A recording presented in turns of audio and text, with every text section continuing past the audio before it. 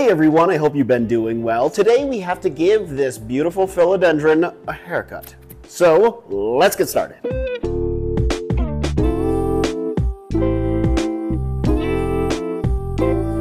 So this is the Philodendron bipennifolium. At least that's how I think it's pronounced. I'm not sure. But here's the thing, I've had this plant for 2 years and I have propagated it so many times, it just continues to grow. It is an absolutely stunning philodendron that will certainly catch the attention of any guests that you have over at your home, mostly due to its foliage. As you can tell, its foliage has a very unique shape, often referred to as the horsehead philodendron, given its kind of horsey type look. If you call it that. Also, it's been referred to as a violin with that shape, but I don't know. I think it looks like 3 fingers that are just kind of scratching along the way.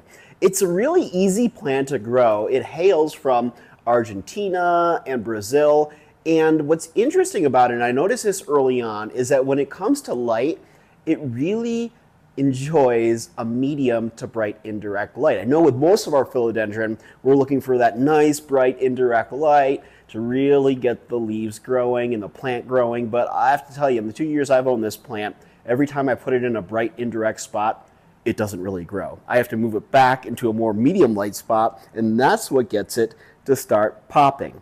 It enjoys humidity and warm temperatures, of course, but not intense humidity by any means. In fact, I've had this in areas of my home where it only gets maybe, I don't know, 45, 50% humidity, and it still does really well. But I want to propagate this thing again because I don't want it to be this large. As you can tell, it's moved past the moss pole here, and if I move this part, it just starts bending forward like that. So what we're going to do is we're going to give it a good clipping.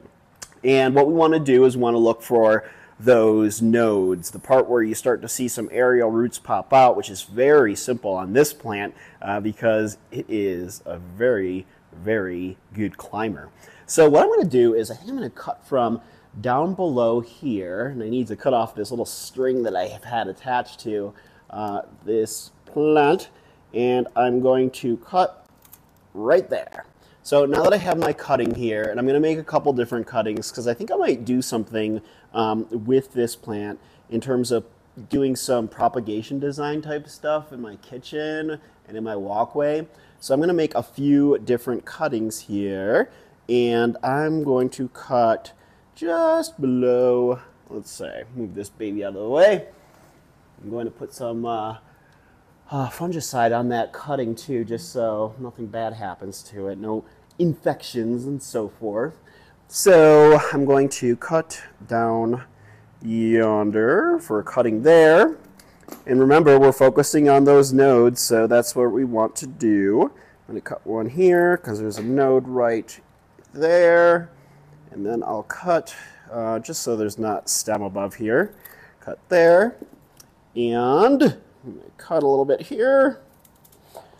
And there we go. This has been a fun and interesting plant to grow. I was really annoyed with it when I first got it just because of the fact that I couldn't figure out how to make it grow. I didn't understand the whole medium light part, but now that I do, I appreciate and enjoy it.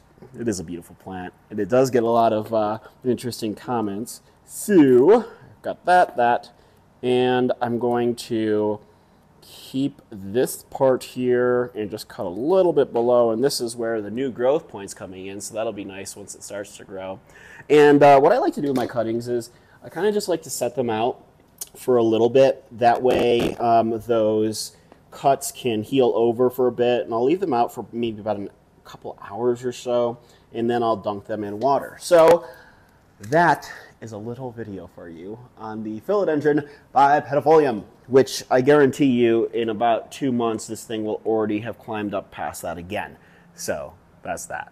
Thanks so much for tuning in, guys, and if you haven't already, please subscribe to my channel and give this video a thumbs up, and I'll see you guys in the next video.